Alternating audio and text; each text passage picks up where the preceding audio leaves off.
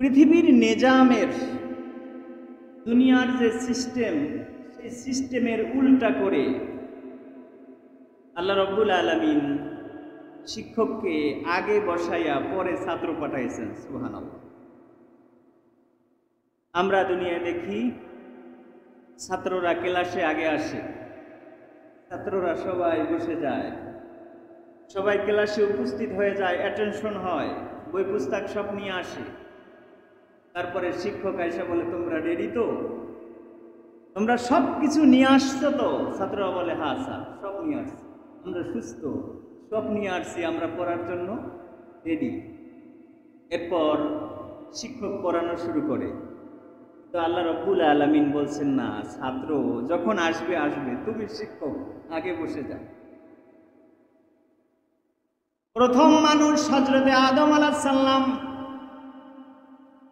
প্রথম মানুষ, প্রথম মানব কুলের মধ্যে প্রথম আল্লাহ রাব্বুল আলামিন আদম আলাইহিস সালামকে দুনিয়ায় সৃষ্টি করলেন। যদিও সমস্ত সৃষ্টির শুরুতে নবী মুহাম্মদুর রাসূলুল্লাহ সাল্লাল্লাহু আলাইহি সাল্লামের নূরকে আল্লাহ রাব্বুল আলামিন বানায়া চতুর্থ আসমানে রাখা দিয়েছেন। সুবহানাল্লাহ। নবীজির উসিলায় আল্লাহ সমস্ত মাখলুকাতকে সৃষ্টি করছেন, জিন জাতি সৃষ্টি করছেন, ফেরেশতা সৃষ্টি করছেন, মানুষ। এই যে আদম আলাইহিস সালাম থেকে মানুষের দুনিয়ায় আসার সিরিয়াল, এ তো অনেক পরে, এর আগে তো 1000 বছর আগে জিন জাতি আল্লাহ সৃষ্টি করছেন। তার হাজার হাজার বছর আগে আল্লাহ ফেরেশতা সৃষ্টি করছেন, অন্যান্য অনেক মাখলুকাত সৃষ্টি করছেন। এরপরে আল্লাহ মানুষ সৃষ্টি করছেন। দুনিয়াতে আদম আলাইহিস সালাম কেবল আল্লাহ তাকে সৃষ্টি করলেন, রূহ দিলেন, কথা বলতেছেন, কথা বলা শিখাইলেন। ওয়াল্লামা আদামাল আসমাআ কুল্লাহা, আল্লাহ বলেন, আমি আদম আলাইহিস সালামকে সমস্ত কিছুর ভাষা শিক্ষা দিয়েছি। সুবহানাল্লাহ। সব কিছু শিক্ষা দিয়েছি। এবার ফেরেশতা বড় না আদম আলাইহিস সালাম বড়? ফেরেশতাদের সামনে আদম আলাইহিস সালামকে আল্লাহ নিয়ে আসলেন। আল্লাহ রাব্বুল আলামিন জিজ্ঞাসা করতেছেন, ফেরেশতারে, বলতে পারো ওইটা কি? মনে করেন কাঁঠাল গাছ। ফেরেশতা বলতেছেন, লা আদরি, আল্লাহ আমরা তো জানি না। আদম আলাইহিস সালামকে বলতেছেন, আদম তুমি কি বলতে পারো ওইটা কি? তিনি বলতেছেন, এটা তো কাঁঠাল গাছ। সুবহানাল্লাহ। ফেরেশতারে জিজ্ঞাসা করতেছেন, আল্লাহ বলো তো ওইটা কি? মনে করেন একটা মাছ। ফেরেশতা বলতেছেন, আল্লাহ জানি না তো এটা কি। আদম আলাইহিস সালামকে জিজ্ঞাসা করতেছেন, তুমি কি বলতে পারো এটা কি? বলতেছেন, এটা তো অমুক মাছ। সুবহানাল্লাহ। এরকম যখন জিজ্ঞাসা করতেছেন ফেরেশতারে, তারা কোনো কিছুর নাম বলতে পারছে না। আদম আলাইহিস সালামকে আল্লাহ সব শিখাইছেন, তিনি সব কিছু বলে দিয়েছেন। এবার যখন আদম আলাইহিস সালাম সমস্ত প্রশ্নের উত্তরগুলো দিতে পারলেন, ফেরেশতারা উত্তর দিতে পারল না। আল্লাহ রাব্বুল আলামিন জিজ্ঞাসা করতেন ফেরেশতারারে, তোমাদের বিচারে কি বলে, আদম সেরা না তোমরা সেরা? ফেরেশতারা বলেন, আমরা যা দেখছি তাতে তো আদমই সেরা। সুবহানাল্লাহ। আল্লাহ রাব্বুল আলামিন বলতেছেন, তাইলে আর বসে থেকে লাভ কি? আদমরে সিজদা করো। আদম যখন সেরা তোমাদের চেয়ে, আদমরে তো তোমার সম্মান জানাতে হবে, সে তোমাদের সেরা। আসা জাদু, সমস্ত ফেরেশতারা সিজদায় লুটিয়ে পড়ল, ইল্লা ইবলিস। ফেরেশতাদের লিডার ছিল ইবলিস, কিন্তু সে কিন্তু ফেরেশতা না। সে ফেরেশতা না, কানা মিনাল জিন, কোরআনে আসছে সে ছিল জিন জাতির একজন সদস্য। ইবাদত করতে করতে আজাজিল এমন পর্যায়ে গিয়েছিল, আল্লাহ রাব্বুল আলামিন খুশি হয়ে আজাজিলকে বললেন, তুমি আজকের থেকে মুআল্লিমুল মালাইকা। সুবহানাল্লাহ। তুমি ফেরেশতাদের চেয়ে তোমার সম্মান দিয়া দিলাম, তুমি ফেরেশতাদের শিক্ষক। সমস্ত ফেরেশতারা সিজদায় লুটিয়ে পড়ল। আজাজিল বলতেছে, আল্লাহ আমার প্রশ্ন আছে, আমার যুক্তি আছে, আমি তো শিক্ষক মানুষ, আমি তো যুক্তি ছাড়া কাজ করতে পারি না। খলাকতানি মিন নারি ওয়া খলাকতাহু মিন তিন। আমি জিন, আমাকে আপনি বানাইছেন আগুন দিয়া, আদমরে বানাইছেন মাটি দ্বারা। আমি দেখছি আগুনের গতি যায় উপরের দিকে, মাটির গতি যায় নিচের দিকে। এখান থেকে আগুন জ্বালাইলে কোথায় যাবে? আগুনের যত বেশি কি হবে, বেশি জ্বালানো হবে, আগুনের পাওয়ার তত উপরে উঠে থাকবে। আর মাটি এখান থেকে যদি হাত থেকে চলে যায়, টুপ করে নিচে পড়ে যায়। তো আমি আগুন, আমি তো উপরে থাকবো, আমি তো নিচের আদমকে আমি সিজদা করতে পারি না। আল্লাহ রাব্বুল আলামিন বললেন, আজাজিল রে, এটা তো যুক্তির জায়গা না, এটা হলো হুকুম পালন করার জায়গা। আমি হুকুম করেছি, তুমি পালন করবে, এটাই হলো স্রষ্টা আর সৃষ্টির সৌন্দর্য। আমি স্রষ্টা, তুমি সৃষ্টি। স্রষ্টা আর সৃষ্টির সৌন্দর্য তো এটাই, স্রষ্টা যা হুকুম করবে সৃষ্টি তা পালন করবে। তোমাকে তো যুক্তি জিজ্ঞাসা করি নাই। যাও, আজকের থেকে তুমি অভিশপ্ত, কিয়ামত পর্যন্ত তোমার থেকে যারা আসবে, তোমার অনুসারী যারা আসবে, সবাই অভিশপ্ত। তোমাদের জন্য আমি জান্নাত হারাম করে দিলাম। বলতেছিলাম, দুনিয়ার নিজামটা হলো আগে ছাত্ররা ক্লাসে আসে, পরে শিক্ষক আসে, কিন্তু আল্লাহ রাব্বুল আলামিনের নিজামটা অন্যরকম। পৃথিবীর একটা মানুষ যেন কিয়ামতের দিন বলতে না পারে যে আল্লাহ, আমি আসমানি কিতাবের বাণী আমার কাছে পৌঁছে নাই।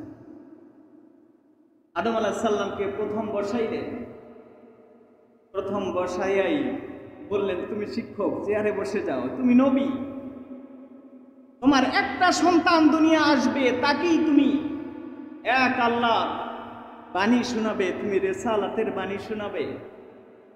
তোমার একটা সন্তানও যেন কিয়ামতের দিন আমার কাছে অভিযোগ দিতে না পারে, আল্লাহ আমার তো শিক্ষক ছিল না, আমার তো সিলেবাস ছিল না, আমার আসমানি কিতাব ছিল না, এই বলার কোনো সুযোগ নাই। এজন্য বলছি যে আল্লাহ রাব্বুল আলামিন ইহসা বর ইহসা করদাই, ইহসানের উপরে ইহসান করেছেন আমাদের উপরে। আমাদের যেই মেধা আছে, এই মেধাটা খাটাইয়াই কিন্তু আমরা আল্লাহকে চিনতে পারি। যেমন ইব্রাহিম আলাইহিস সালাম মেধা খাটাইয়া চিনছিলেন। ছোট্ট ইব্রাহিম, তখন তার সামনে আসমানি কিতাবও নাই, তখন তিনি নবুয়াতের কিছু পানও নাই। যদিও নবী হিসাবে ঘোষণা তো সবারই, কিন্তু নবুয়াতের আনুষ্ঠানিক ঘোষণাও পান নাই, আসমানি কিতাবও হাতে নাই। ছোট্ট ইব্রাহিম তিনি চিন্তা করতেছেন, আমার রবকে। গভীর রাত্রে, পূর্ণিমার রাত্রে দেখতেছে কত সুন্দর একটা চাঁদ। ফালাম্মা রাআল কামারা বাযিগাতান ক্বালা হাযা রাব্বি। পূর্ণিমার চাঁদটা যখন দেখতেছে সুন্দরভাবে, কত সুন্দর আলো, একটা পূর্ণিমার চাঁদের আলোয় গোটা পৃথিবীটা আলোকিত হয়ে গেছে। কত পাওয়ার! ছোট্ট ইব্রাহিম আলাইহিস সালাম বলতেছেন, হাযা রব্বি, এটা আমার রব হতে পারে, এর তো অনেক পাওয়ার। সকাল হয়ে গেল, সকালবেলা দেখতেছেন রাত্রে যাকে আমি খোদা মনে করছিলাম, তার চেয়ে বড় খোদা উপস্থিত। রাত্রে যেই খোদা দেখে আমি আশ্চর্য হয়েছিলাম, যাকে আমি মনে করছিলাম ইনি আমার খোদা হতে পারে, আল্লাহ হতে পারে, কিন্তু এখন দেখি তার কোনো খবর নাই, সে চলে গেছে। এখন বিশাল এক সূর্য উঠছে। রাত্রে তো কোনো রকম একটু আলো হয়েছিল, মোটামুটি দেখা যেত, কিন্তু এখন আর কোথাও কোনো অন্ধকার নাই। হাযা রব্বি, এটা আমার রব হতে পারে। সন্ধ্যাবেলা দেখতেছেন সেটাও চলে গেছে। ছোট্ট ইব্রাহিম ভাবতেছেন, আমি তো ধোকায় পড়েছি। ইন্নী ওয়াজ্জাহতু ওয়াজহিয়া লিল্লাযী ফাতারাস সামাওয়াতি ওয়াল আরদা হানিফা ওয়ামা আনা মিনাল মুশরিকিন। ছোট্ট ইব্রাহিম বলতেছেন, আমি আসলে ধোঁকায় পড়েছি। রব তো এমন হতে হবে যিনি সব সময় থাকবেন।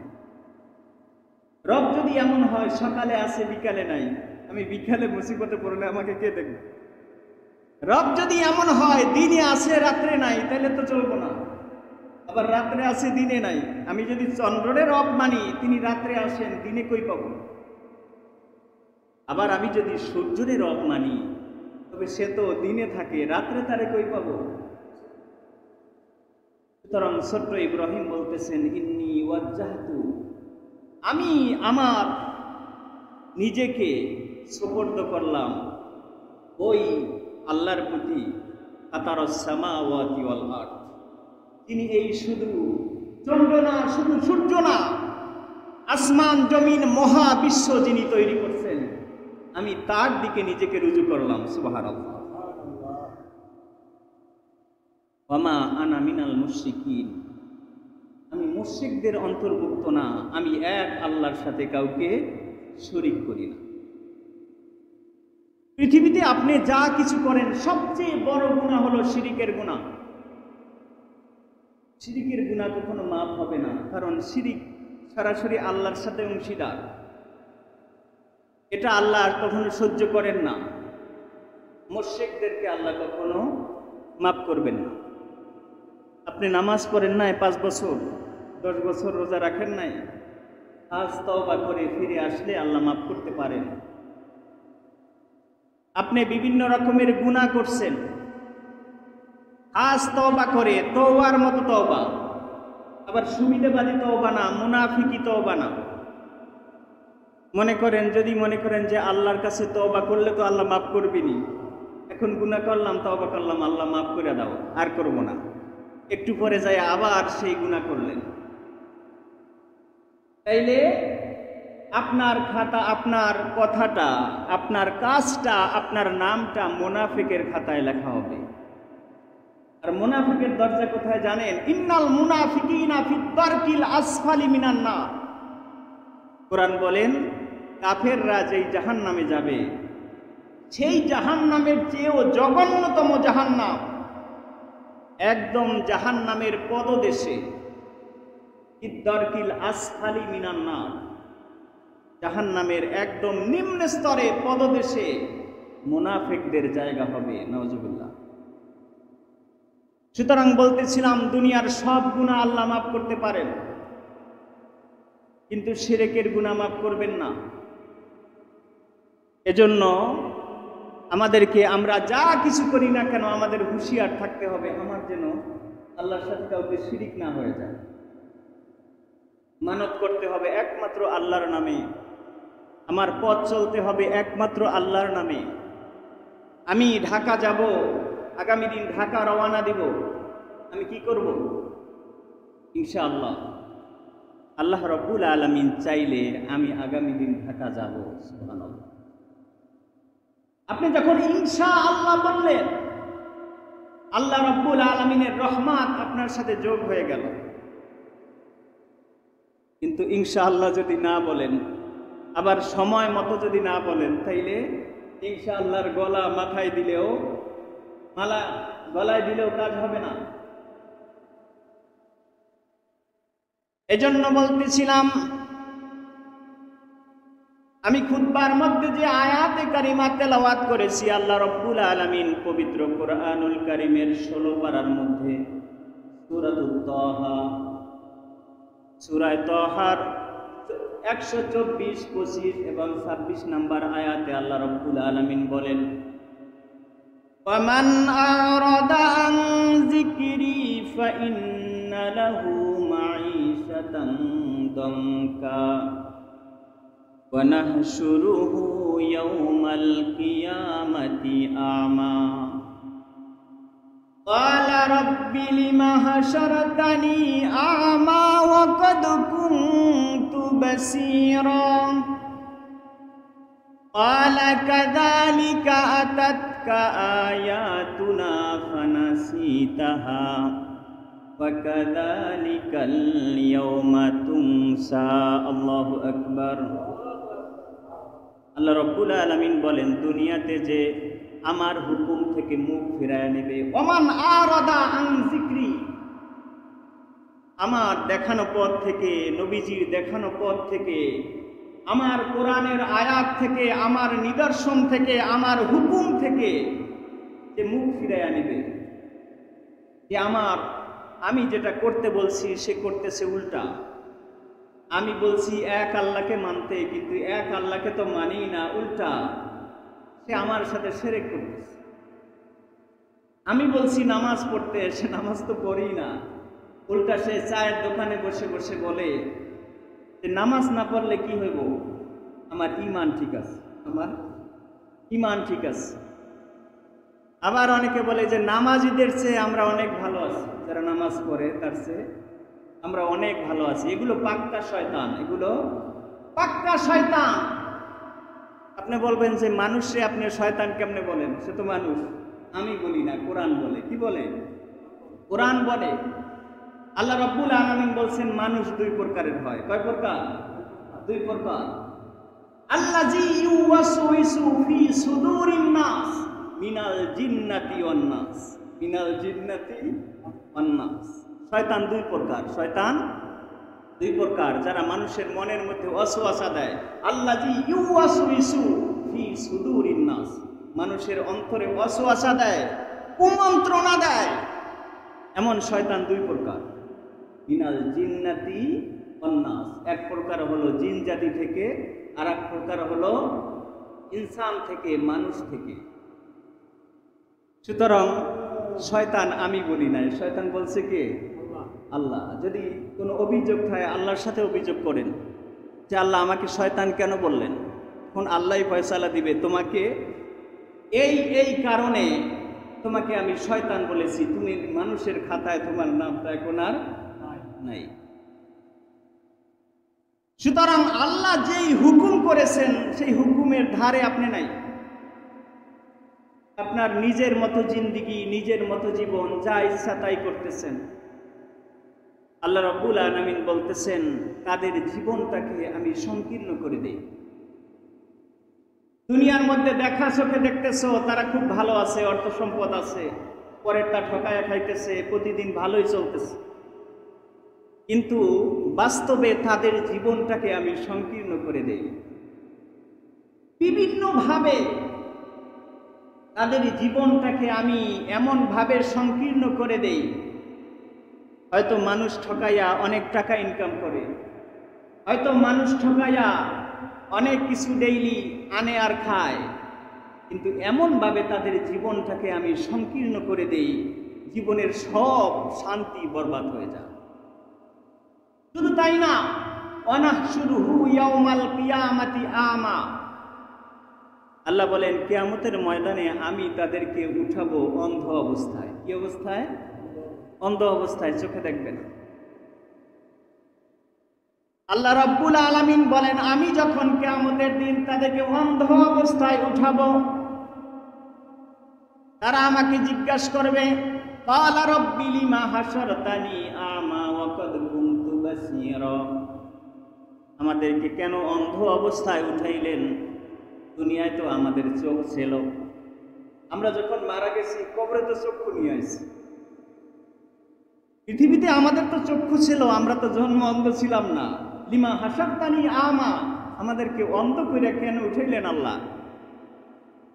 আল্লাহ রাব্বুল আলামিন কোরআনে বলছেন আমি সেদিন তাদেরকে বলবো কাযালিকা আতাতকা আয়াতুনা ফানাসিতাহা, যেমনি ভাবে পৃথিবীতে তোমাদের কাছে আমার নিদর্শনগুলো আসছিল, তোমাদের সামনে কোরআন আসছিল, তোমার সামনে নবী আসছিল, তোমার সামনে নায়েবে নবীরা আসছিল, তোমার সামনে আমার বাণীগুলো আসছিল, ফানাসিতাহা, তুমি ভুলে গেছো, তুমি কেমন যেন দেখো নাই, দেখাও না দেখার ভান করছো, তুমি সব কিছু জানো এটা অন্যায়, তুমি তারপরও করতেছো, তুমি জানো এই পথে চললে আমার জন্য বিপদ আছে, তারপরও তুমি চলতেছো। কাযালিকা আতাতকা আয়াতুনা, যেমনি ভাবে দুনিয়ার মধ্যে তোমাদের সামনে আমার নিদর্শনগুলো, আয়াতগুলো, হুকুমগুলো জান্নাতের বাণীগুলো, জাহান্নাম থেকে সতর্কতামূলক বাণীগুলো আসছিল। ফানাসিতাহা, তুমি ভুলে গেছিলে, দেখাও না দেখার ভান করছিলা। ওয়াকাযালিকা লিয়াউমা তুনসা, আজকেরও আমি তেমনি ভাবে ভুলে গেলাম। তোমরা যেরকম দেখা না দেখার ভান করে ভুলে গেছো। তো চক্ষু থাইকা লাভ কি? চক্ষু থাইকা তো কিছুই করতে পারলাম, এজন্য চক্ষুটা নিয়ে গেলাম। তোমরা যেমন দুনিয়ায় করছো সেই অনুযায়ী আমি তোমাদেরকে আজকের ভুলে গেলাম, তোমাদের চক্ষুটা নিয়ে গেলাম। আল্লাহ রাব্বুল আলামিন বলেন, কিয়ামতের দিন এদেরকে আমি উঠাবো উল্টা অবস্থায়। আজকের আমরা কি দিয়ে চলি? পা দিয়ে চলি, কিন্তু এদেরকে আল্লাহ উঠাবেন সেদিন এরকম চেহারা দিয়ে হাঁটবে। পা থাকবে উপরে, চেহারা থাকবে নিচে। সূরা বানী ইসরাঈলের ৯৭ নম্বর আয়াতে এই আয়াতটা আল্লাহ বলেছেন, অনাহশুরুহুম, কিয়ামতের দিন আল্লাহ রাব্বুল আলামিন বলেন, অনাহশুরুহুম আলা উজুহিহিম, আমি তাদেরকে উপস্থিত করব চেহারায় হাঁটা অবস্থায়। চেহারা দিয়ে তারা হাঁটবে, চেহারা থাকবে মাটিতে, শেষরায়া এরকম ভাবে চেহারা শেষ হয়ে যাবে, এরকম তারা হাঁটবে। পা থাকবে উপরে। তাদেরকে আমি অন্ধ অবস্থায়, বোবা অবস্থায়, বধির অবস্থায় আমি তাদেরকে উঠাবো। তারা সেদিন কিছু বলতে পারবে না।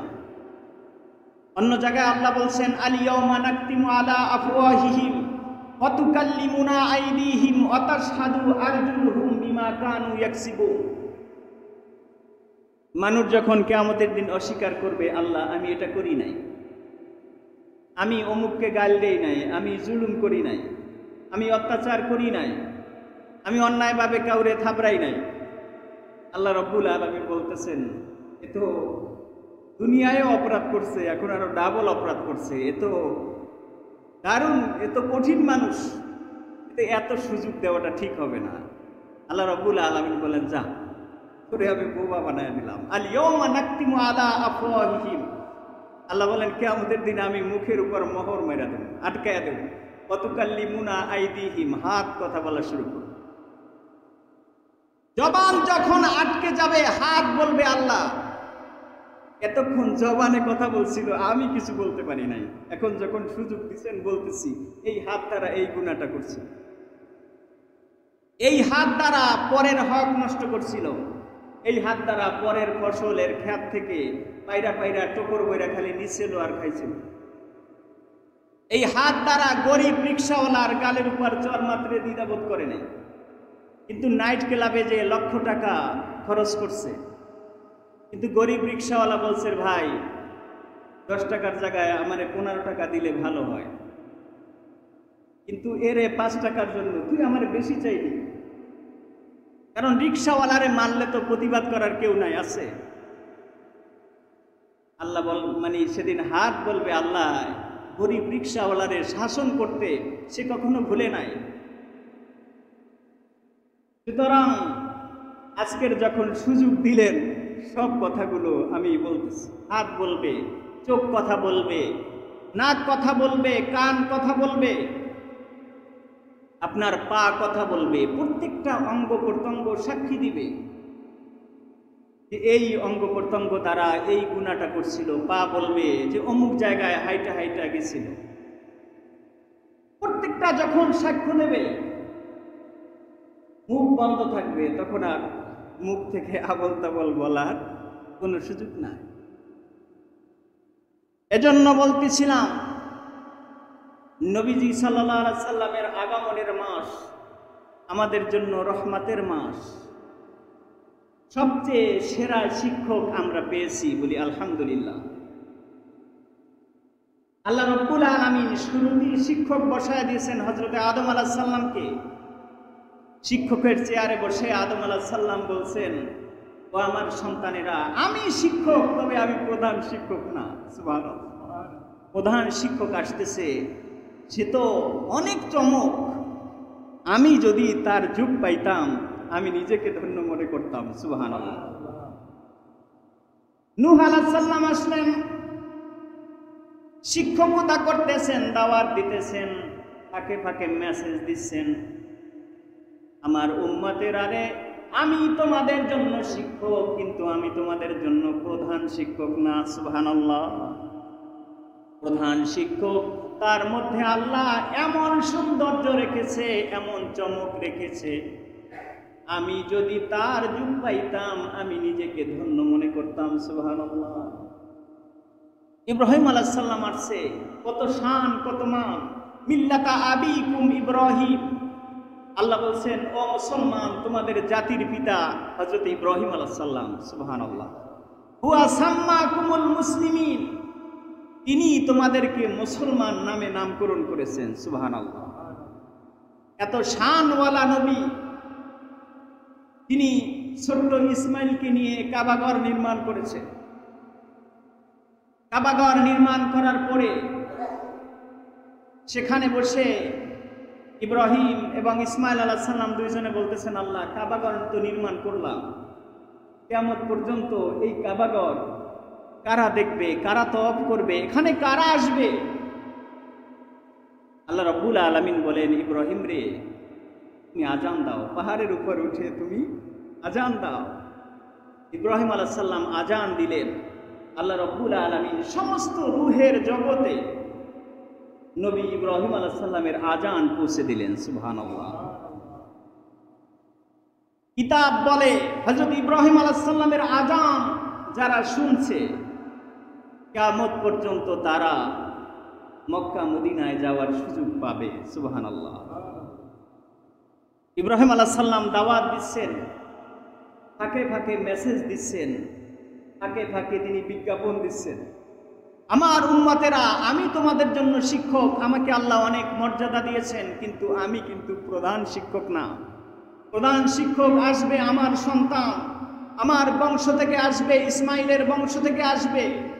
আমি যদি তার যুগটা পাইতাম আমি নিজেকে ধন্য মনে করতাম। সুবহানাল্লাহ।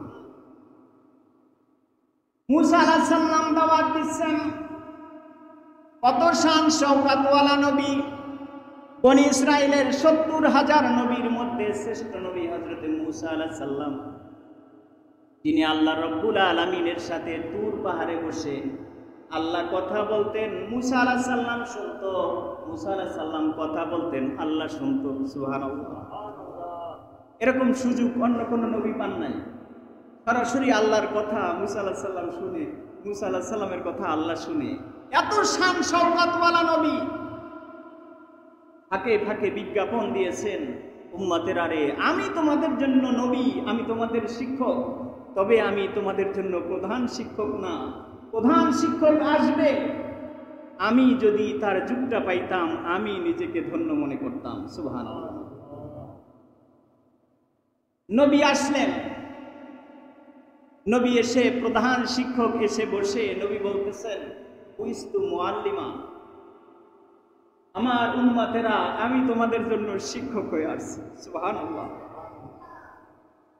নবী বলতেছেন, বুইস্তু লি উতাম্মিমা মাকারিমাল আখলাক, আমি এমন শিক্ষক হয়ে তোমাদের কাছে আসছি, তোমাদের মর্যাদা আমি সর্ব উপরে উঠানোর জন্য, তোমাদের চরিত্রটাকে সর্ব উপরে উত্তম চরিত্র করার জন্য আমি নবীজি এসে পড়েছি। সুবহানাল্লাহ।